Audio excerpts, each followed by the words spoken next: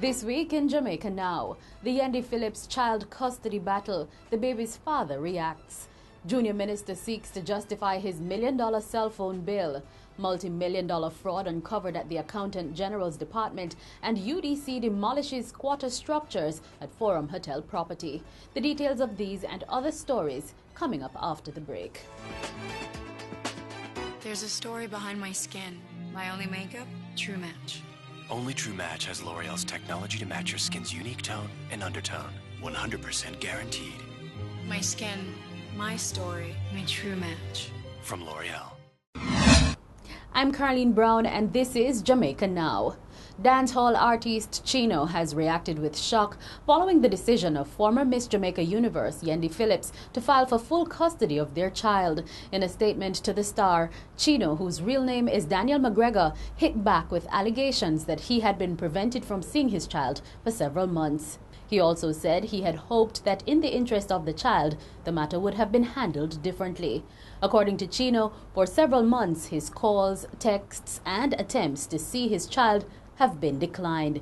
In the meantime, Ms. Phillipps says she is awaiting her day in court. Following the Gleaner's story on the development last week, Phillipps took to the social media site Instagram, saying it was unfortunate that information about her application for sole custody of the child was reported.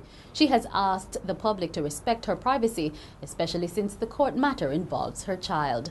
Phillipps added that she has full confidence in the justice system and is waiting to have her matter ventilated by the courts.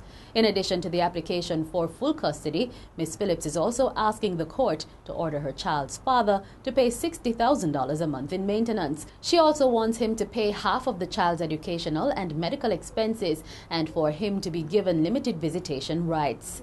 No date has been set for the hearing before a judge in chambers. The Junior Foreign Affairs Minister Arnaldo Brown has released a statement seeking to justify his $1 million cell phone bill over an 11-month period. In a statement from Georgia in the U.S., where he is now on official business, Brown said from July 2013 to June 2014, he went on 15 trips for official business. He explained that while the bills were high, the expenses incurred were necessary to maintain contact with Jamaica and the diaspora. In June alone, Brown's telephone bill was $410,000.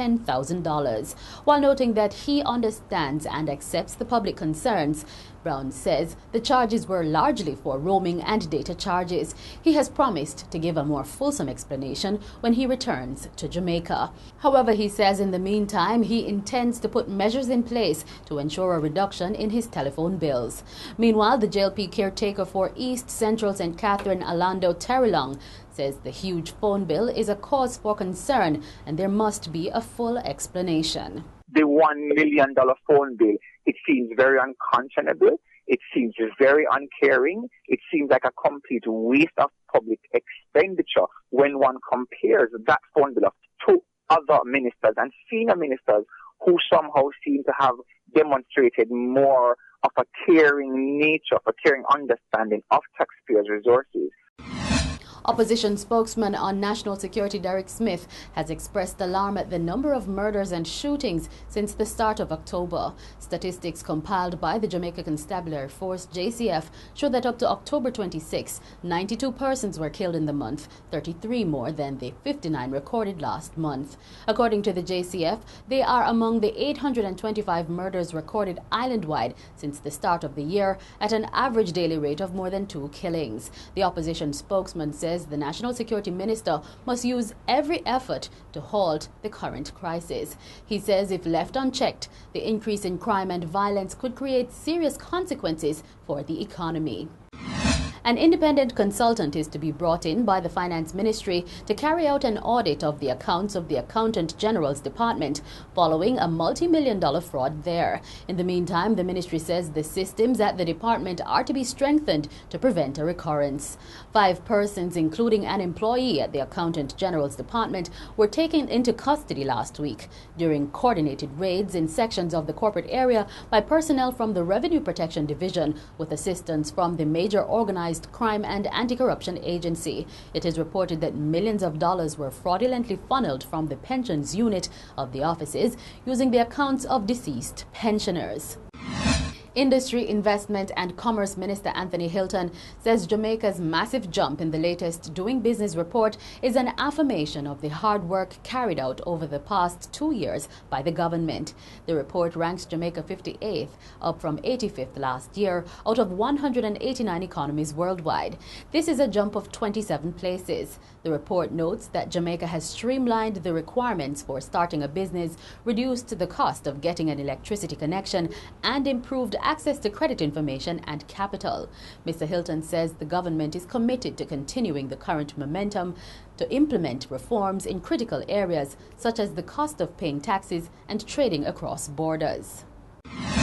Jamaica's preparedness for the threat of the deadly Ebola virus has received a major boost, with the Cuban government agreeing to provide 2 medical experts to train local healthcare workers on frontline duties. Health Minister Dr. Fenton Ferguson says Cuba has also agreed to send 30 medical personnel to Jamaica next month to provide additional training. Dr. Ferguson recently met with Cuban President Raul Castro, who has agreed to sign a memorandum of understanding with Jamaica that will provide other assistance to prepare for the threat of the virus and in the event there is a confirmed case. Fish vendors on the Forum Beach in Portmore St. Catherine are complaining that they have been left in the cold following an order from the Urban Development Corporation (UDC) to vacate the beach. Last week, the UDC demolished the structures the occupants had erected there. The UDC has sold the property and had to clear the property for the new investors. For years, fish vendors have been residing on the Forum property. And that's it for this edition of Jamaica Now, your weekly review of the big news stories. Send us your comments at onlinefeedback@gleanerjm.com. You may tune in to Power 106 FM for regular updates. Follow us on Twitter at Jamaica Gleaner and on Facebook at Gleaner Jamaica. I'm Carleen Brown, and as we go, we bring you highlights from the Gleaners Hospitality Awards held in Montego Bay, St. James, celebrating the 10th anniversary of the tourism trade publication.